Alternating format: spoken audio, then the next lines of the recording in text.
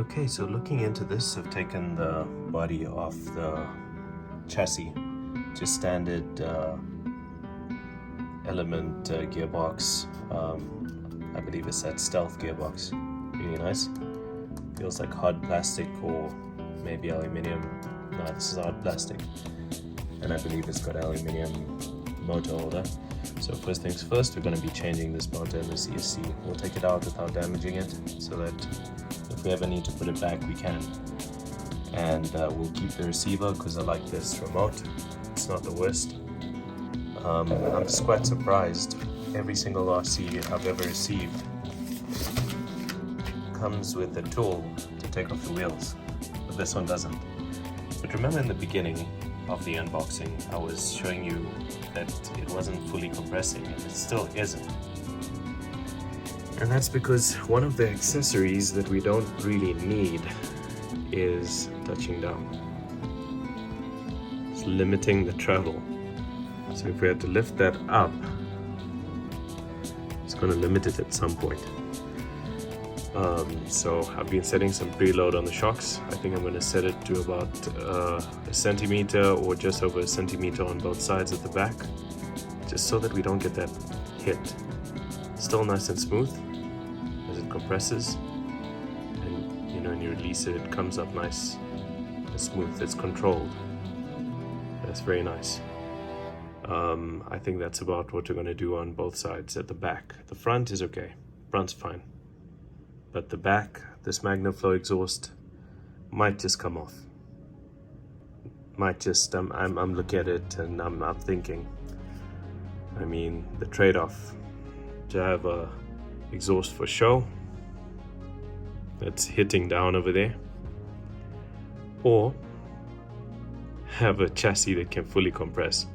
Maybe this protects the body from getting scratched by the tires. I don't know. So maybe we should test it out first before we do anything. But we're gonna set the preload at the back to be the same. Okay, and right there we've got the new system that's going in, and it's going in tonight in the hotel. I've got the tools I need to put it in. It's a 1800 kV. It's not the big one, it's not the Pro, but I believe it's more than enough for this specific vehicle. And that box is about the amount of flex the car actually has. I'll zoom out, you can actually see that. And as you can see, I'm working on quite a tight table here in my hotel room. It's pretty much the same at the front.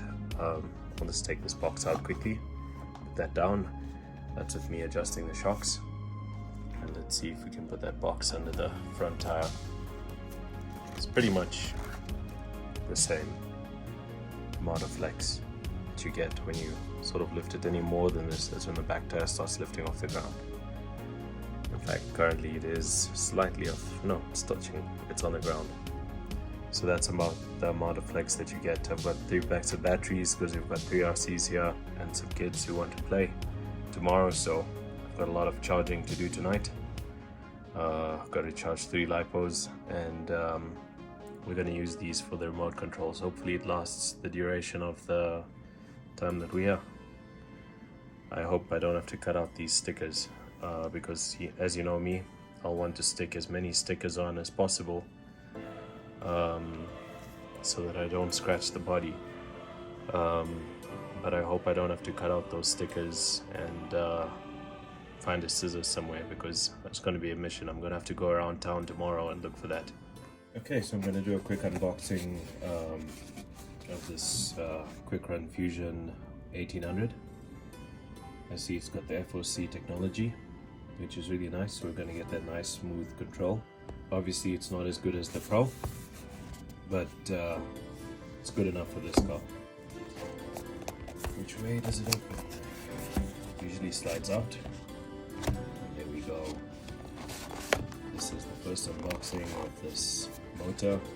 I haven't actually opened it. Just took off the plastic film that was on top. Just taking that off with the camera in one hand would be very difficult. So you get the motor. Let's try and get the motor out with one hand. Because somebody, aka myself, forgot to bring a phone stand and everything else that's needed. Okay, so we see all the wires. Just gonna lay that to the side and reveal what's hiding under there. Okay, so I'm gonna have to do this thing that's working. Okay. There we go.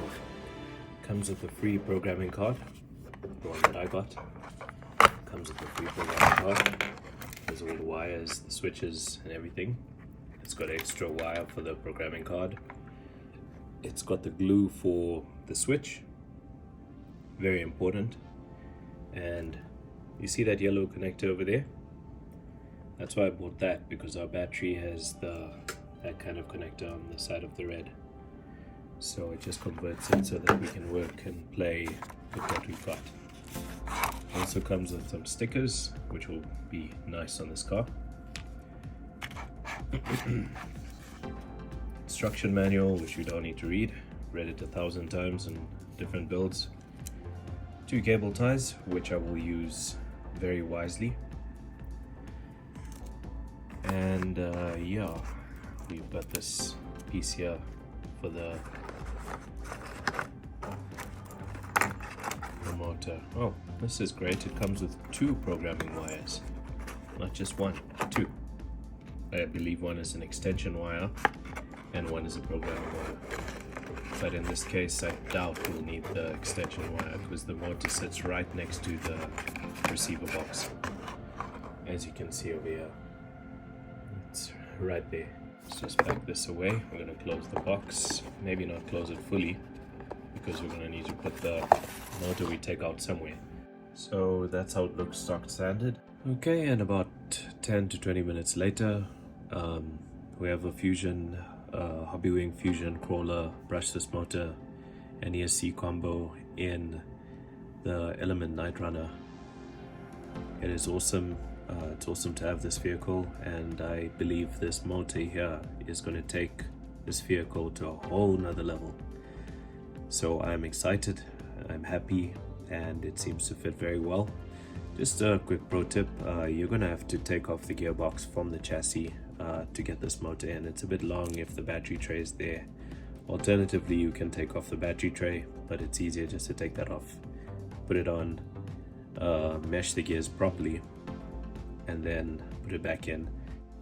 Okay, so all is done. It just needs to be programmed. I've got the programming card over there and I'm going to do that, but quickly wanted to just show you something I really like about this car. If you notice something over here, there's less weight towards the back and more weight towards the front. That's definitely going to help with the climbing ability. And the weight isn't too much at the front, so coming down a hill, it won't tumble over forward, hopefully. But the weight is sort of here, sort of at the 75% mark, and the 50, from 50 to 75%, and then it's got some weight at the front. At the back, it's very light. And I like this layout, I like this design. I must say I am really thinking of shipping this battery down to myself in Port Elizabeth because it's a really nice battery. It's a hard-cased shorty battery, 5600 mAh. So we've put a Quickrun Fusion 1800, 540 spec, but 550 in length. It's got the built-in ESC. So you see we don't have the ESC anymore, and there's the body of the Night Runner. So I just need to stick a Hobby Wing sticker somewhere to show that it's gone pro. And yeah, I'm quite excited for this programming session. Hopefully it will go good. Okay, so I'm going to walk you through the calibration of the remote quickly, and I'll show you how that's done. Okay, so turn on the remote, and then you press and hold this until it flashes red. Okay, it's in the neutral position. Press that once. Pull the trigger fully, then press that the second time, it'll beep twice.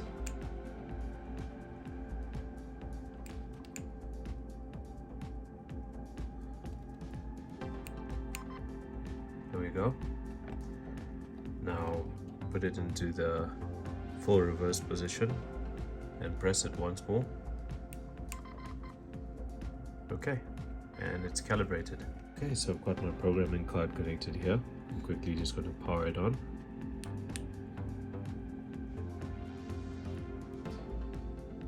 Program setting 1, RPM matching enabled, is fine. Number 2, LiPo cells 2S or 3S calculate enabled. It's good to put it on auto. So if you forget that you've set it on 2S, then you put a 3S battery in by accident, you won't have an issue. Just leave it on auto. Option 3, the cutoff voltage. I always leave it at intermediate. It's a medium, so the batteries never fall below their charging value. Option 4, ESC thermal protection. I go for the stock standard setting, 105 degrees Celsius, that's 221 degrees Fahrenheit. Motor rotation. Okay, on the Night Runner with the Quickrun Fusion 1800 kV, you're gonna have to change it to clockwise. And just press OK to accept. Option 6, BEC voltage. I'm still looking into that. I currently set mine at 6 volts, but I'm going to look at the servo, look into it, and I might change that. It depends on you and your application. Number 7, drag brake force. This is very important. I usually set mine to about level 8, about 75%, and that leads us to the next setting. Setting 8, drag brake rate. So you don't want your drag brake to kick in at such a hard level. Like, you don't want it to kick in too aggressively, because if you're hanging on the side of a rock and you don't want to lose grip and it kicks in too aggressive when you just let off the throttle, it can be a bit of an issue. The car can slide off the rock. And for me personally, all my crawlers and different cars, I always set the reverse to 25%. So that's that, and now we're going to do a test. Okay, so now we're doing the test. What better place to test it than on a hotel bed? It's with clean tires, it's just out of the box. So let's see how slow this motor will go when I go forward. What's the slowest number of oscillations it has with these settings? Wow, that is so cool. I want to actually see if it's gonna climb through all the sections of the blanket.